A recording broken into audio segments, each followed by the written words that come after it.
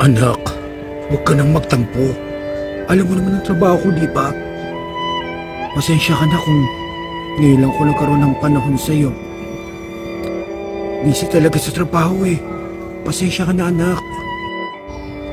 Tay, puro na lang kayong trabaho. Halos wala na kayong panahon sa amin.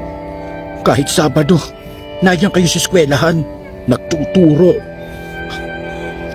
Di ba, family day yun? Panahon din para magpahinga kayo. Pero bakit kayo pinagtuturo ng Sabado? Sa tingin mo ba, ginusto ko yun? Kung maaari, yung araw na yan, ilaan ko sa inyo. Pero hindi pwede. Tawag ng tungkulin ko sa serbisyo sa pagtuturo. Para sa mga araw na nawala, kailangan mabayaran ng araw na walang klase. Para sa mga bata. Bakit, itay? Kasalanan mo bang bumagyo?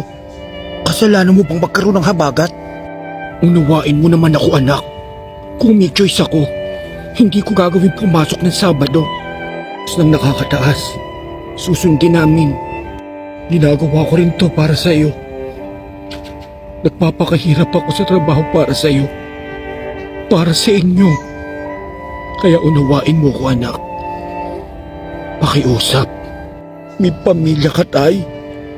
At may karapatan kayong magpahinga. Sana naman, itay, maunawaan nila na mayroon kayong buhay sa labas ng pagtuturo. Ilang pagtuturo ang buhay ninyo. Ya sana yung araw na dapat nakalaan sa personal na buhay ninyo. Hindi na nila pinakikialaman. Hindi na nila kayo pinapapasok.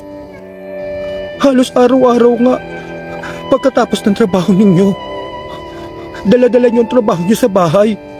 Pati ba naman Sabado? Tay, mahal kita. Naaawa na ako sa inyo. Alam ko na nagsasakripisyo ka para sa amin. Nagkakabuan-buong ka sa loan dahil maliit ang sahod mo. Ginagawa mo yan para matustusan mo ang pag-aaral namin. Sana itong weekend, huwag na nilang agawin sa'yo. Para sa amin ka na lang, tay. Sana maunawaan naman yan ang kinauulan. Maawa naman sila dahil tao din po kayong mga guro.